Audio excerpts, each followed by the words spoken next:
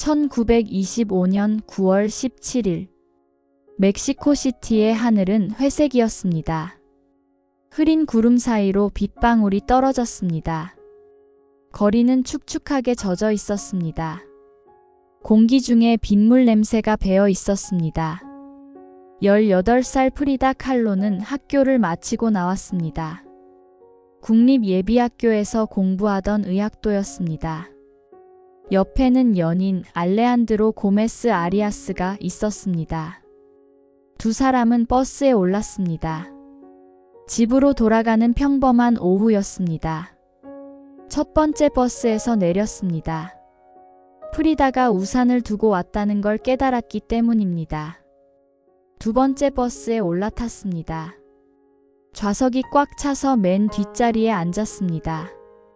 프리다는 난간 옆에 앉았습니다. 알레한드로가 그 옆에 자리 잡았습니다. 버스가 출발한 지 몇 분 되지 않았습니다. 소치밀코 노선의 전차가 다가왔습니다. 버스 운전사가 앞지르려 했습니다. 그 순간 전차가 버스 옆면을 들이받았습니다. 충돌은 폭발적이지 않았습니다. 오히려 느리고 묵직한 소리였습니다. 나무로 된 버스 차체가 찢어졌습니다. 전차가 버스를 수미터 끌고 갔습니다. 승객 몇 명이 즉사했습니다. 비명소리가 거리에 울려 퍼졌습니다. 알레한드로는 가벼운 부상만 입었습니다. 하지만 옆을 보았을 때 프리다는 쓰러져 있었습니다. 철제 난간이 그녀의 몸을 관통해 있었습니다. 골반을 뚫고 들어가 반대편으로 나와 있었습니다. 프리다는 훗날 이렇게 말했습니다. 황소를 찌르는 검처럼 꿰뚫었다. 알레한드로와 주변 사람들이 난간을 뽑아냈습니다. 프리다는 극심한 고통에 비명을 질렀습니다. 옷이 찢어지면서 몸에 금가루가 묻었습니다. 사고 현장 근처 공장에서 나른 금가루였습니다. 피범벅이 된 그녀의 몸이 금빛으로 반짝였습니다. 누군가 무희라고 외쳤습니다. 처참한 순간의 기이한 아름다움이었습니다. 병원으로 옮겨졌습니다. 적십자 병원에서 한 달을 보냈습니다. 부상 목록은 끔찍했습니다. 척추가 3군데에서 골절됐습니다. 골반이 3군데에서 부러졌습니다. 오른쪽 다리가 11군데에서 골절됐습니다. 오른발이 지시겨지고 탈구됐습니다. 쇄골이 부러졌습니다. 갈비뼈 2개가 부러졌습니다. 어깨가 탈구됐습니다. 복부와 자궁이 관통되었습니다. 의사들은 그녀가 살 수 있을지 확신하지 못했습니다. 하지만 프리다는 살아남았습니다. 집으로 돌아온 뒤에도 몇 달을 더 누워 있어야 했습니다. 섭고 코르셋이 몸 전체를 감쌌습니다. 움직일 수 없었습니다. 숨쉬기도 힘들었습니다.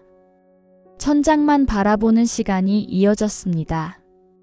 어머니 마틸데가 특별한 것을 만들어 주었습니다. 침대 위에 거울을 달았습니다.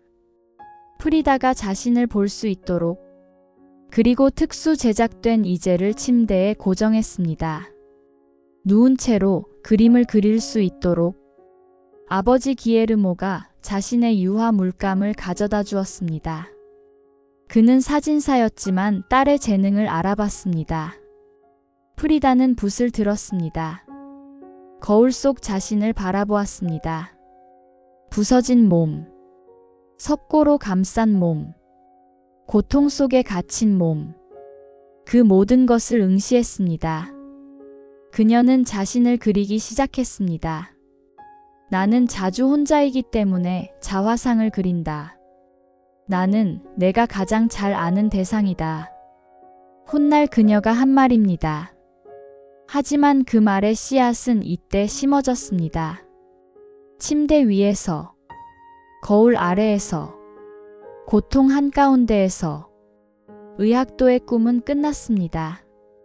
해부학 교과서를 펼칠 수 없었습니다. 병원 복도를 걸을 수 없었습니다. 하지만 다른 무언가가 시작됐습니다. 그녀는 더 이상 다른 사람의 몸을 연구하지 않았습니다. 대신 자신의 몸을 연구했습니다. 캔버스 위에서 붓으로. 고통은 그녀를 침묵하게 하지 못했습니다.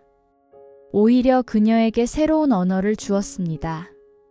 그 언어는 붓이었습니다. 색이었습니다. 형상이었습니다. 코요아칸의 푸른 집, 카사 아줄. 그녀가 태어난 곳이자 돌아온 곳. 그곳에서 화가 프리다 칼로가 태어났습니다. 1907년 7월 6일 멕시코시티 외곽의 작은 마을 코요아칸. 푸른 벽으로 둘러싸인 집에서 한 아이가 태어났습니다.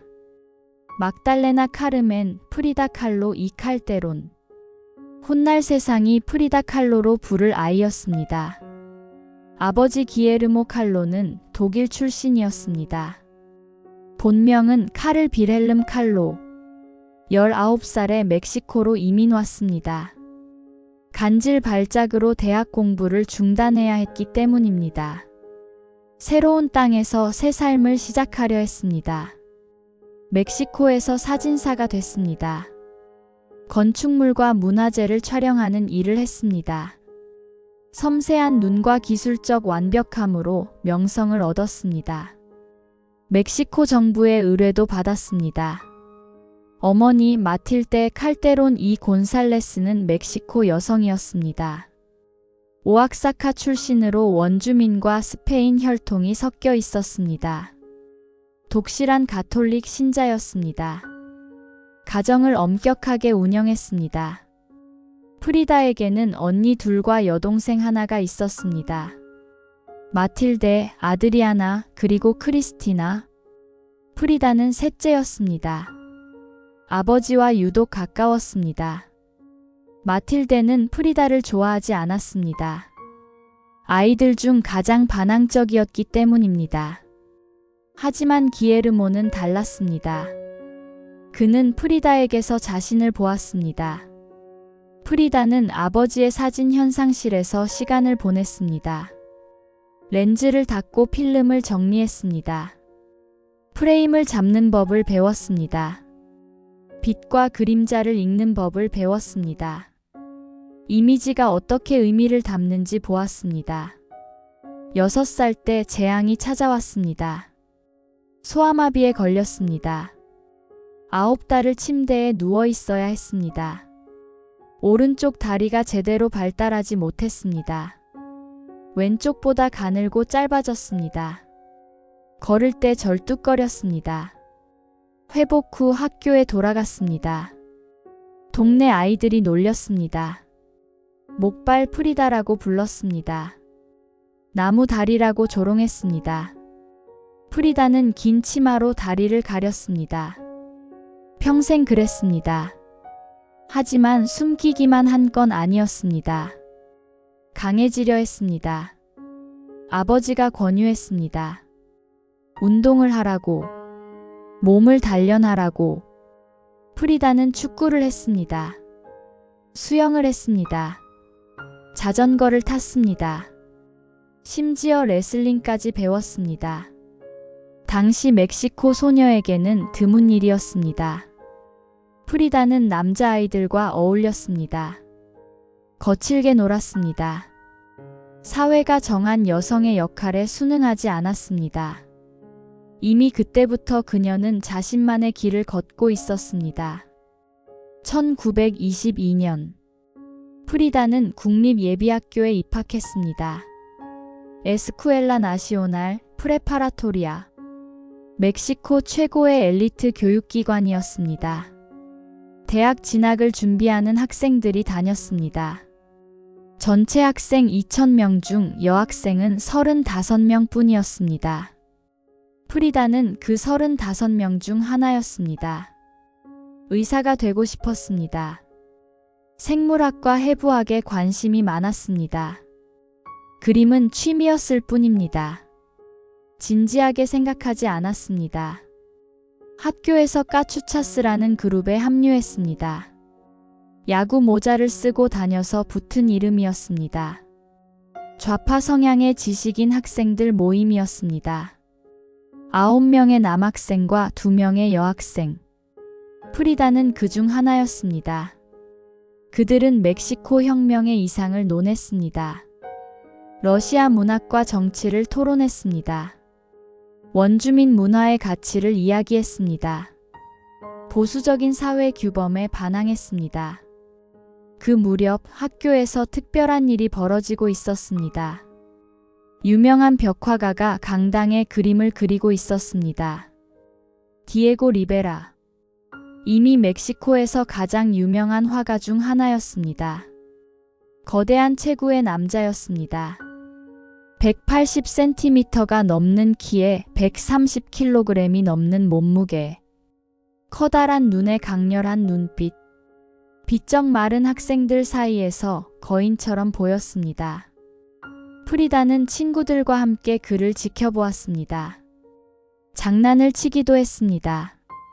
비누로 강당 바닥을 미끄럽게 만들어서 그가 넘어지게 하려 했습니다. 리베라의 여자친구가 방문하면 야유를 보냈습니다. 하지만 프리다는 그에게 끌렸습니다. 친구들에게 농담처럼 말했습니다. 언젠가 저 남자의 아이를 낳을 거야. 농담이었습니다. 아니, 농담이 아니었을지도 모릅니다. 운명은 때로 농담의 형태로 먼저 모습을 드러냅니다. 그러나 그 운명이 실현되기 전에 다른 운명이 먼저 찾아왔습니다. 1925년 9월 17일의 버스 사고. 그녀의 몸이 부서지고 의학도의 꿈이 끝나버린 날. 하지만 끝은 또 다른 시작이었습니다. 부서진 몸 안에서 화가가 태어나고 있었습니다. 사고 후 프리다는 코요아칸의 집으로 돌아왔습니다. 카사 아줄. 푸른 벽의 집. 그녀가 태어난 곳. 하지만 돌아온 집은 감옥 같았습니다. 섭고 코르셋이 몸 전체를 감쌌습니다. 등, 가슴, 배, 골반까지 단단하게 굳어서 움직일 수 없었습니다. 숨을 쉴 때마다 갈비뼈가 눌렸습니다. 밤마다 통증이 찾아왔습니다. 날카로운 통증, 둔한 통증, 끊이지 않는 통증. 잠들 수 없는 밤이 이어졌습니다. 천장에 달린 거울을 보았습니다. 자신의 얼굴이 보였습니다. 창백하고 지친 얼굴, 고통에 일그러진 얼굴. 연인 알레한드로는 병문 안을 오지 않았습니다. 사고 당시 옆에 있었던 남자. 가벼운 부상만 입고 걸어나간 남자. 그는 떠났습니다. 프리다는 편지를 썼습니다. 열정적이고 애절한 편지들. 답장은 오지 않았습니다. 오랜 시간이 지나서야 드문드문 답장이 왔습니다. 관계는 식어갔습니다. 고립이었습니다. 육체적 고통 위에 정서적 고통이 덮쳤습니다. 친구들은 학교에 다니고 있었습니다. 그녀만 침대에 갇혀 있었습니다. 하지만 프리다는 선택을 했습니다. 포기하지 않기로. 자신을 바라보기로. 외면하지 않기로. 어머니가 가져다 준 거울 속에서 자신을 보았습니다. 아버지가 빌려준 물감으로 붓을 적셨습니다. 침대에 고정된 이젤 위에 캔버스를 올렸습니다. 처음에는 서툴렀습니다. 손이 떨렸습니다. 오래 붓을 들고 있을 수 없었습니다. 하지만 계속했습니다. 1926년 첫 자화상을 완성했습니다. 벨벳 드레스를 입은 자화상. 알레한드로에게 주려고 그린 그림이었습니다. 떠나버린 연인에게 보내는 선물. 그림 속 프리다는 우아한 벨벳 드레스를 입고 있습니다. 길게 늘어진 목, 고혹적인 손짓, 르네상스 거장들의 영향이 보입니다. 보티첼리를 떠올리게 하는 구도. 하지만 눈빛이 달랐습니다. 르네상스 초상화의 여성들은 시선을 피합니다. 프리다는 정면을 응시합니다. 직접적이고 도전적인 시선. 나를 봐라. 그 눈빛이 말하고 있었습니다. 나는 여기 있다. 그림을 그리면서 프리다는 깨달았습니다. 붓을 들면 고통을 잊을 수 있었습니다. 아니, 잊는 것이 아니었습니다. 고통의 형태를 줄 수 있었습니다. 이름을 붙일 수 있었습니다. 통제할 수 있었습니다. 섭고 코르셋 위에도 그림을 그렸습니다. 나비, 꽃, 호랑이. 자신을 가두는 것 위에 아름다움을 새겼습니다. 감옥을 캔버스로 만들었습니다. 1927년. 건강이 조금 회복됐습니다. 섭고 코르셋을 벗을 수 있었습니다. 완전히 회복된 것은 아니었습니다. 평생 그럴 일은 없을 것입니다. 하지만 걸을 수 있게 됐습니다. 집 밖으로 나갈 수 있게 됐습니다. 프리다는 멕시코 공산당에 가입했습니다. 예술과 정치에 대한 관심이 커졌습니다. 멕시코 혁명 이후 일어난 문화운동에 동참했습니다. 원주민 문화의 가치를 재발견하는 운동, 서구 식민주의에 저항하는 운동. 파티에서 사진작가 티나 모도티를 만났습니다. 티나는 공산당 동지였습니다. 예술가들 사이에서 유명한 인물이었습니다. 티나가 프리다를 한 남자에게 소개했습니다. 디에고 리베라. 몇 년 전 학교 강당에서 벽화를 그리던 그 남자. 프리다가 언젠가 그의 아이를 낳겠다고 농담했던 남자. 1928년. 프리다는 디에고가 일하는 현장을 찾아갔습니다. 교육부 건물에서 벽화를 그리고 있었습니다. 거대한 비계 위에서 작업 중이었습니다. 프리다가 소리쳤습니다. 디에고, 내려와요. 리베라가 내려왔습니다. 프리다가 말했습니다. 제 그림을 봐주실 수 있나요? 솔직한 의견을 듣고 싶어요. 그림을 계속할 가치가 있는지. 그녀는 자신의 작품 4점을 보여주었습니다. 리베라는 오랫동안 바라보았습니다. 당신은 재능이 있소. 계속 그려야 해요. 다음 일요일에 댁으로 찾아가도 되겠소? 더 많은 작품을 보고 싶소. 다음 일요일 리베라가 카사 아주를 방문했습니다. 그 다음 일요일에도, 그 다음에도 두 사람은 가까워졌습니다. 나이 차이는 21살이었습니다. 리베라는 42살, 프리다는 21살. 리베라는 이미 2번 결혼한 적이 있었습니다. 여러 여성과 관계를 맺어왔습니다. 사생아도 있었습니다. 명성만큼이나 악명도 높았습니다. 프리다의 어머니 마틸데는 격렬히 반대했습니다. 코끼리와 비둘기의 결혼이라고 했습니다. 리베라는 거대했고 프리다는 작았습니다. 리베라는 추했고 프리다는 아름다웠습니다. 리베라는 늙었고 프리다는 젊었습니다. 아버지 기에르모의 반응은 달랐습니다. 그는 리베라를 불러 경고했습니다. 내 딸은 아프고 평생 아플 겁니다. 그걸 아십니까? 리베라가 대답했습니다. 알고 있습니다. 기에르모가 말했습니다. 그리고 내 딸은 악마입니다. 리베라가 대답했습니다. 그것도 알고 있습니다. 기에르모가 말했습니다. 좋습니다. 경고는 했습니다. 1929년 8월 21일 코요아칸 시청에서 두 사람은 결혼했습니다. 소박한 민사 결혼식이었습니다. 프리다는 하녀에게 빌린 긴 치마와 블라우스를 입었습니다. 붉은 레보소 쇼를 걸쳤습니다. 전통적인 테우아나 스타일의 시작이었습니다. 리베라는 회색 양복을 입었습니다. 스테트슨 모자를 쓰고 허리에는 권총을 찼습니다. 결혼식 후 피로연이 열렸습니다.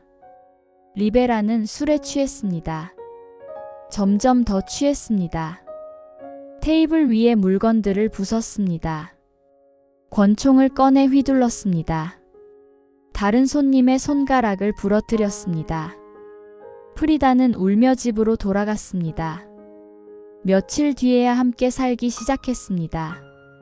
프리다는 훗날 이렇게 말했습니다. 내 인생에는 두 번의 큰 사고가 있었다. 하나는 버스였고 하나는 디에고였다. 디에고가 훨씬 더 나빴다. 하지만 그녀는 그를 선택했습니다. 그 선택을 후회하지 않았습니다. 아니, 후회했을지도 모릅니다. 하지만 떠나지 않았습니다. 그리고 그 선택 안에서, 그 폭풍 같은 관계 안에서 그녀는 자신만의 예술을 키워갔습니다. 1930년대 프리다와 디에고는 미국을 오갔습니다. 샌프란시스코, 뉴욕, 디트로이트.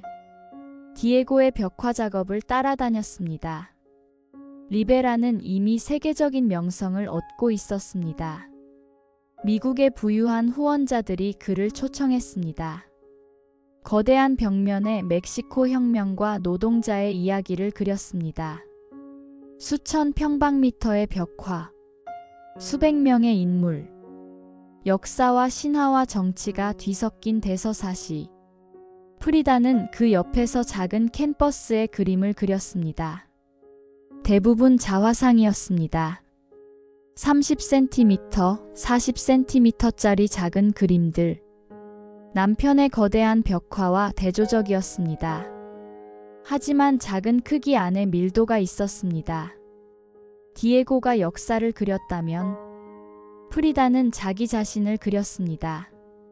개인적인 것이 곧 보편적인 것이 될 수 있음을 증명했습니다. 1931년 샌프란시스코에서 두 사람의 초상화를 그렸습니다.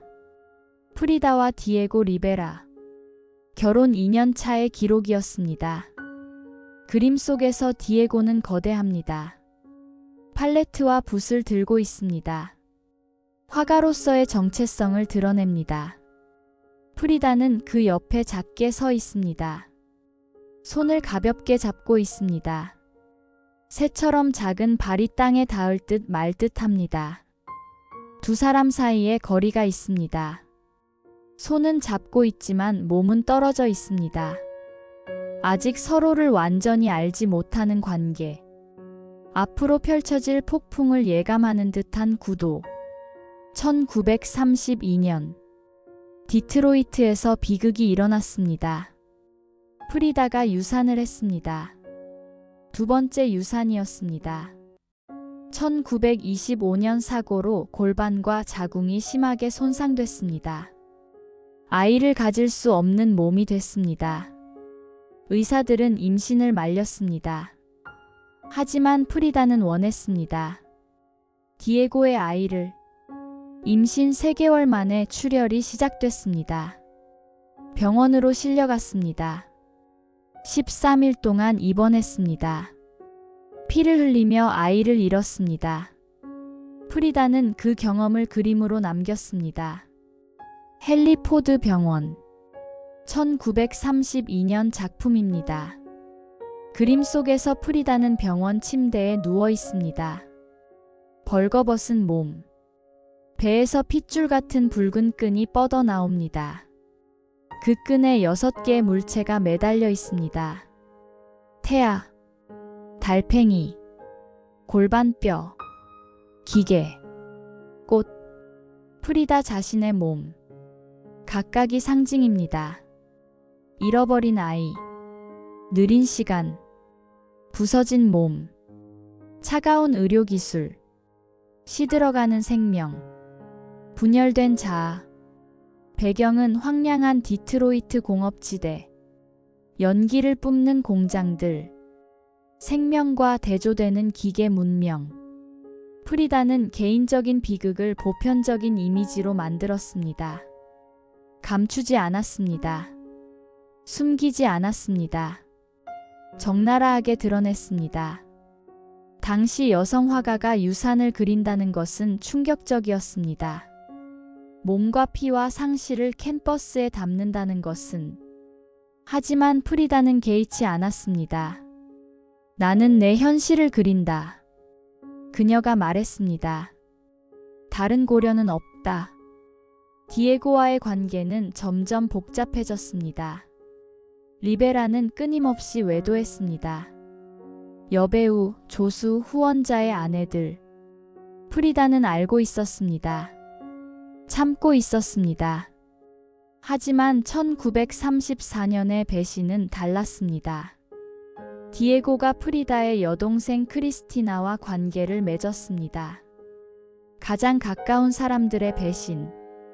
프리다는 분노했습니다. 상처받았습니다.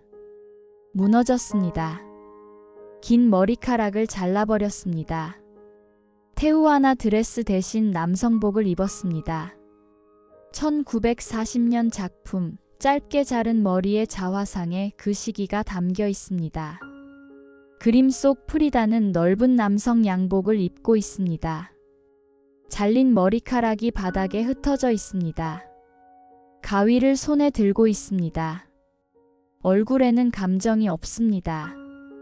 그림 위에 멕시코 민요 가사가 적혀 있습니다. 내가 널 사랑했던 건 내 머리카락 때문이었어. 이제 내 머리카락이 없으니 더 이상 사랑하지 않아. 디에고가 사랑한 건 무엇이었나? 그녀 자신인가? 그녀의 외모인가? 그녀가 가진 것인가? 1939년 두 사람은 이혼했습니다. 하지만 프리다는 그의 가장 유명한 작품을 그렸습니다. 두 명의 프리다. 2m 가까운 대형 캔버스. 그녀의 작품 중 가장 큰 그림이었습니다. 두 명의 프리다가 나란히 앉아 있습니다. 손을 잡고 있습니다. 두 사람의 심장이 노출되어 있습니다. 혈관이 두 심장을 연결합니다.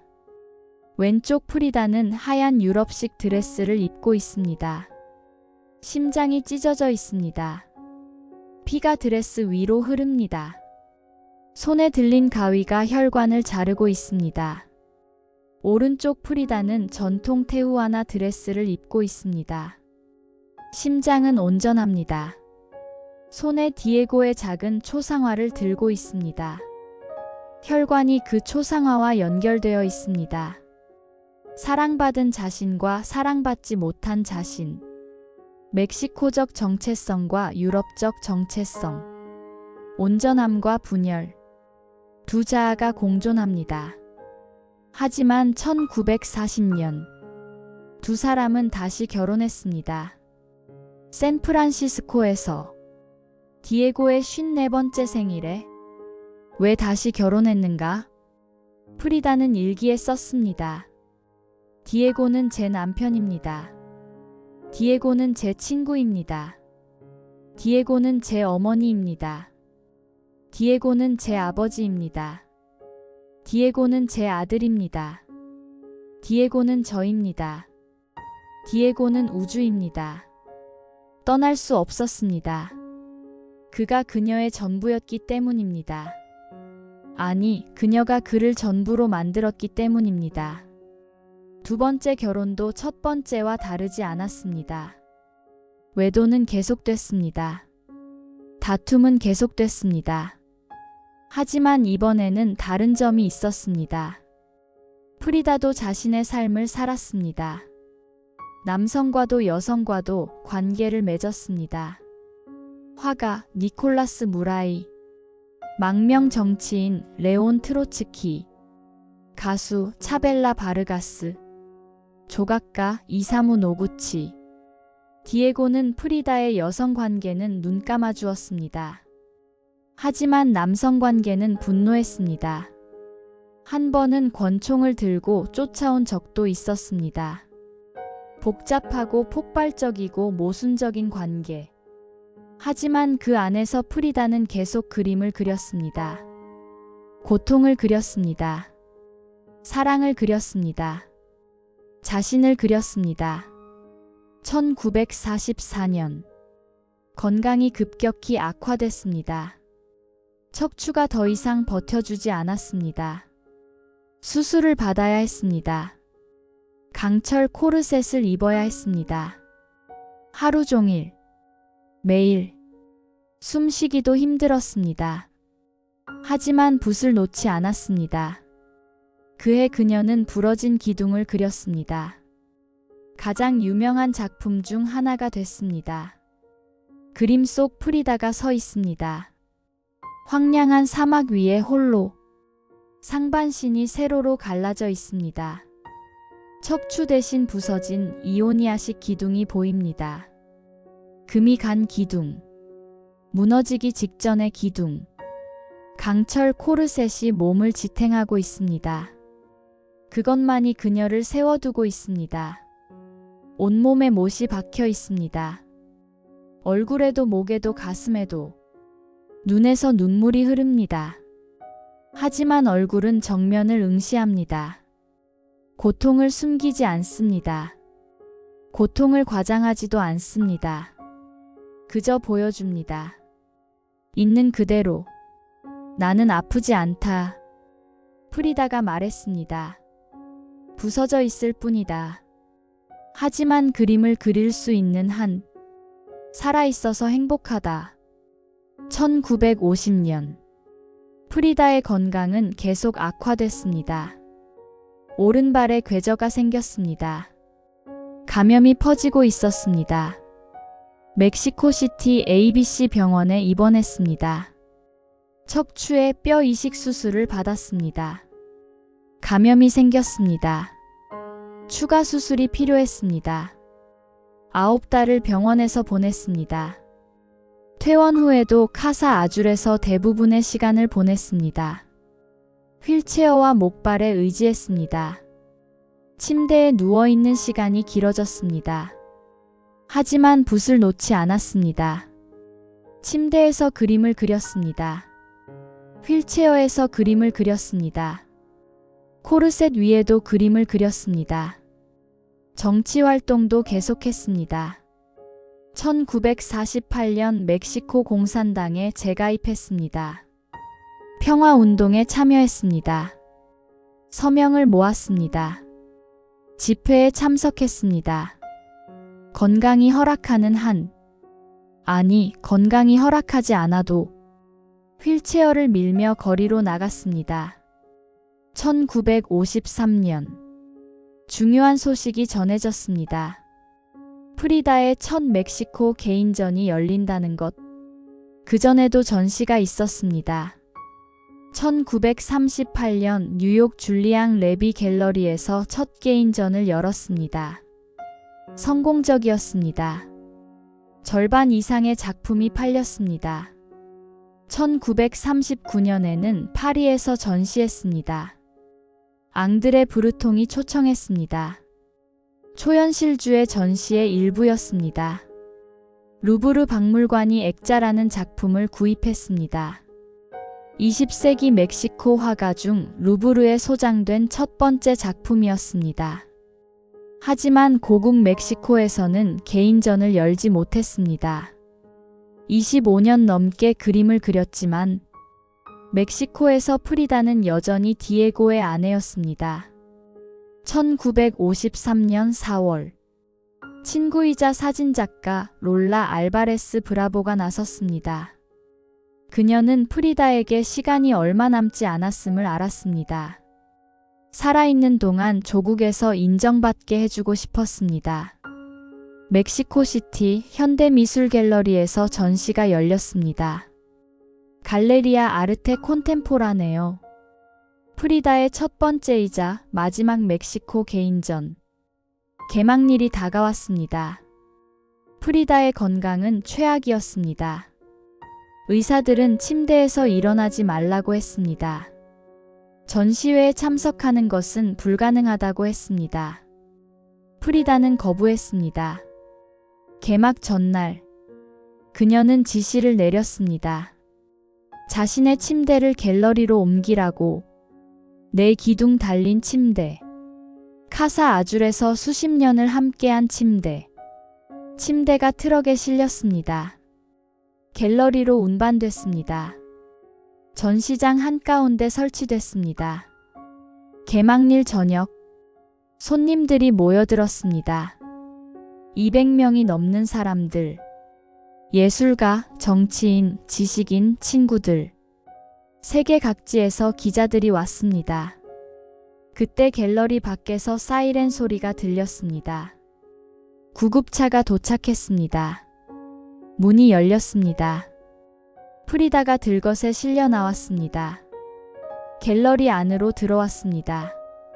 침대 위에 눕혀졌습니다. 그녀는 테우아나 전통 의상을 입고 있었습니다.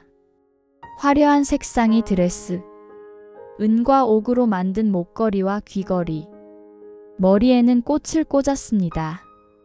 침대 캐노피에는 사진들이 붙어 있었습니다.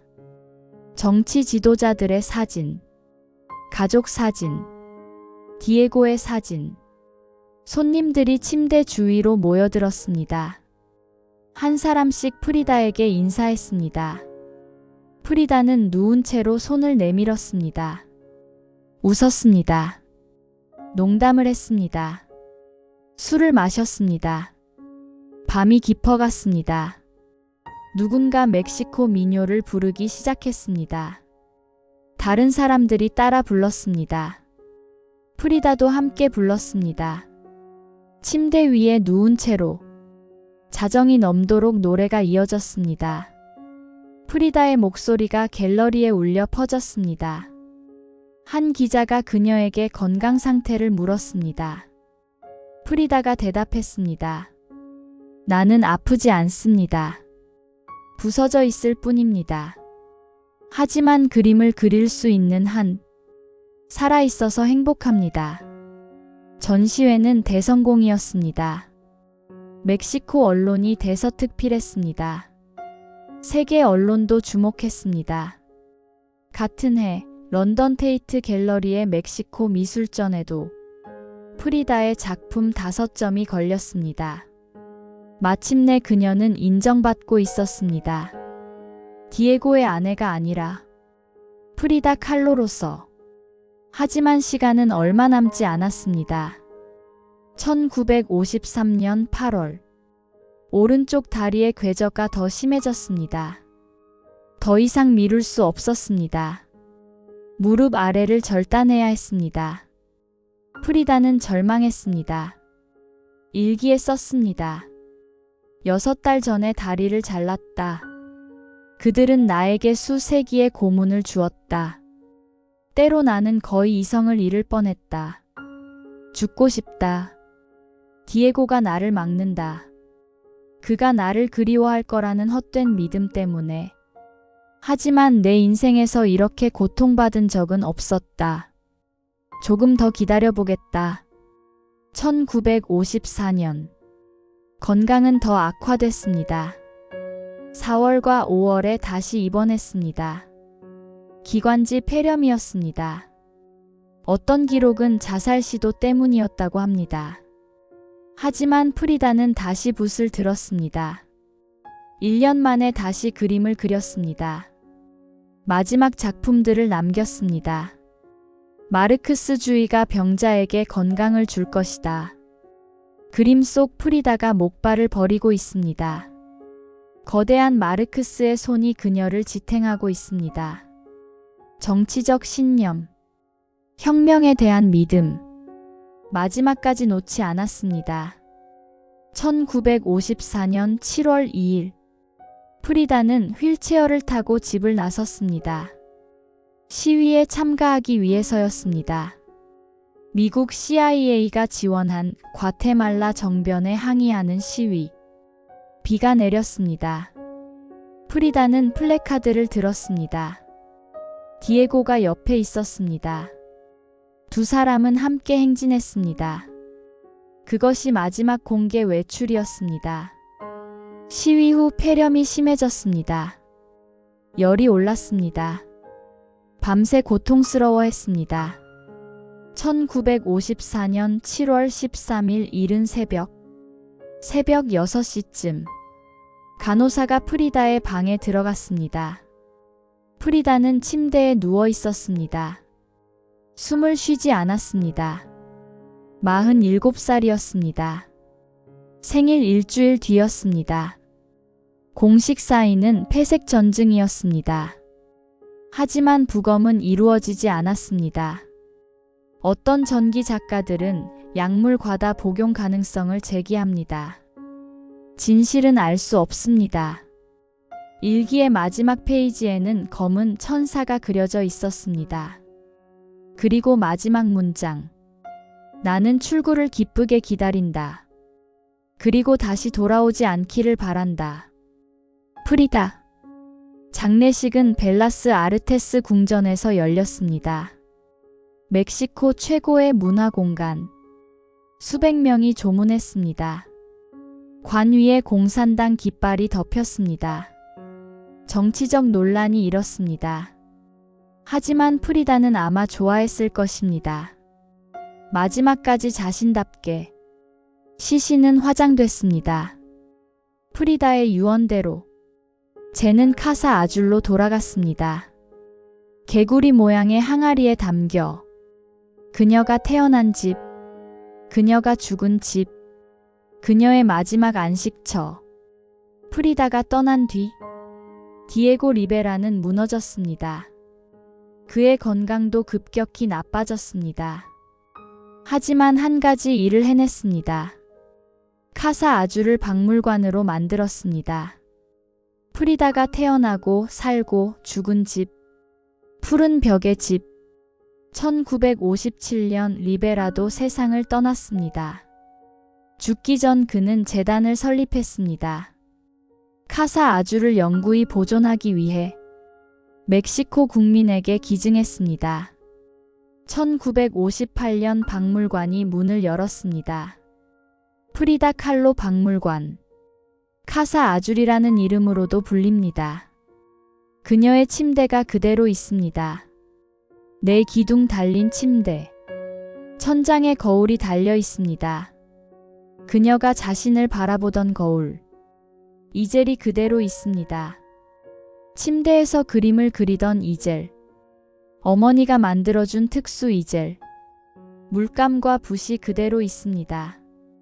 코르셋이 그대로 있습니다. 석고로 된 것, 강철로 된 것. 그 위에 그려진 그림들까지. 휠체어가 그대로 있습니다. 마지막 미완성 작품 앞에 놓여 있습니다. 스탈린의 초상화. 죽기 전 그리던 그림.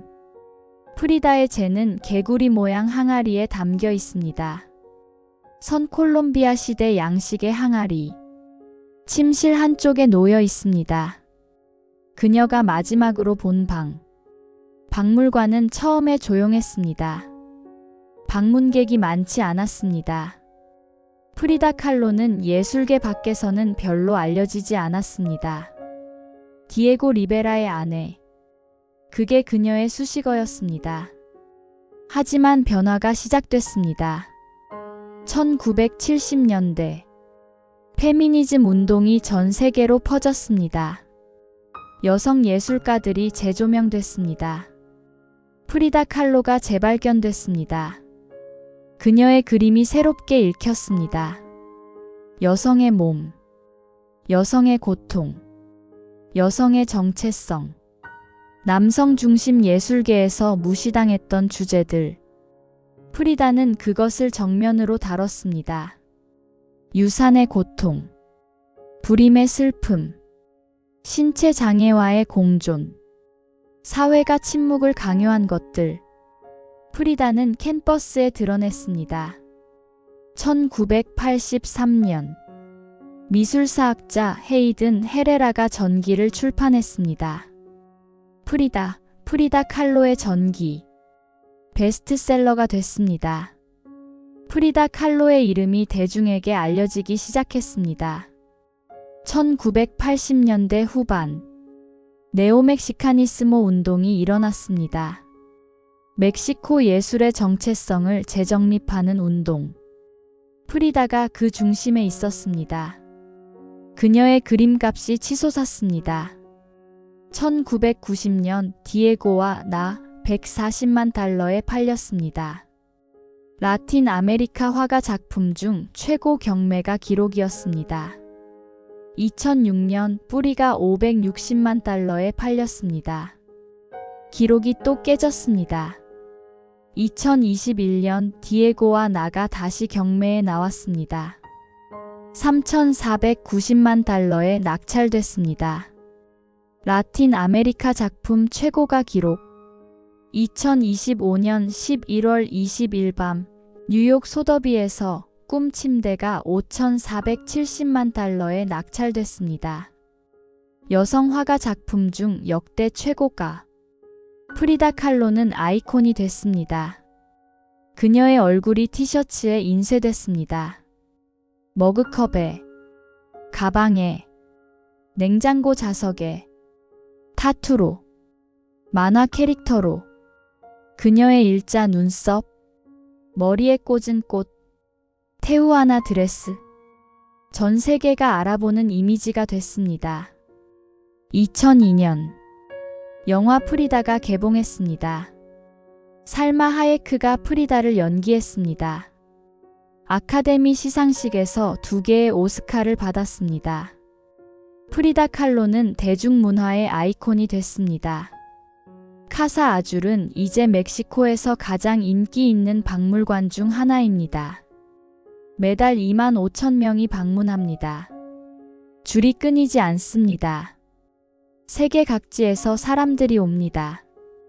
프리다를 보기 위해, 그녀가 살았던 곳을 걷기 위해, 그녀가 보았던 거울을 보기 위해. 어떤 이들은 비판합니다. 프리다가 너무 상업화됐다고, 그녀의 고통이 상품이 됐다고, 복잡한 예술가가 단순한 아이콘으로 소비되고 있다고. 일리가 있는 비판입니다. 프리다는 티셔츠 프린트보다 훨씬 복잡한 인물이었습니다. 그녀의 그림은 예쁜 장식품이 아닙니다. 고통과 정체성과 사랑과 정치가 뒤엉킨 복잡한 세계입니다. 하지만 어쩌면 그녀는 개의치 않았을지도 모릅니다. 그녀는 살아있을 때도 자신의 이미지를 적극적으로 창조했습니다. 테우아나 드레스를 입었습니다. 꽃을 꽂았습니다. 은 장신구를 걸었습니다. 자신만의 외양을 만들었습니다. 그것도 일종의 자화상이었습니다. 캔버스 밖의 자화상. 매일 거울 앞에서 창조하는 자화상. 프리다의 진짜 유산은 무엇일까요? 어떤 사람들은 말합니다. 고통을 예술로 승화한 것이라고. 그것이 그녀의 업적이라고. 맞는 말입니다. 하지만 그것만은 아닙니다. 프리다는 외면하지 않았습니다. 자신의 부서진 몸을, 자신의 상처를, 자신의 분열된 정체성을, 자신의 실패한 사랑을 모두 바라보았습니다. 거울 앞에서, 캔버스 앞에서. 그리고 기록했습니다. 나는 자주 혼자이기 때문에 자화상을 그린다. 나는 내가 가장 잘 아는 대상이다. 그것이 그녀가 남긴 것입니다. 자기 자신을 응시하는 용기, 피하지 않는 용기, 기록하는 용기. 그녀의 그림 앞에 서면, 부러진 기둥 앞에서, 2명의 프리다 앞에서, 헨리 포드 병원 앞에서 우리는 질문을 받습니다. 고통은 우리를 무너뜨리기만 하는가? 아니면 우리 자신을 발견하게 하는가? 프리다는 부서진 몸으로 47년을 살았습니다. 30번이 넘는 수술을 견뎠습니다. 유산을 겪고, 배신을 겪고, 절단을 겪었습니다. 하지만 그녀는 외면하지 않았습니다. 숨지 않았습니다. 도망가지 않았습니다. 거울 속 자신을 응시했습니다. 붓을 들었습니다. 색을 입혔습니다. 형태를 주었습니다. 발이 왜 필요한가? 날개가 있는데? 그녀가 남긴 말입니다. 다리를 절단당한 뒤 일기에 적은 말입니다. 절망 속에서도 빛을 찾으려는 말입니다. 오늘 우리는 무엇을 응시하고 있는가? 피하고 싶은 것 앞에서, 부서진 것 앞에서, 상처받은 것 앞에서 우리는 어떤 선택을 하고 있는가? 외면하는가? 응시하는가? 카사 아줄의 푸른 벽은 여전히 서 있습니다. 코요아칸의 골목에서 햇살이 비추면 코발트 빛이 빛납니다.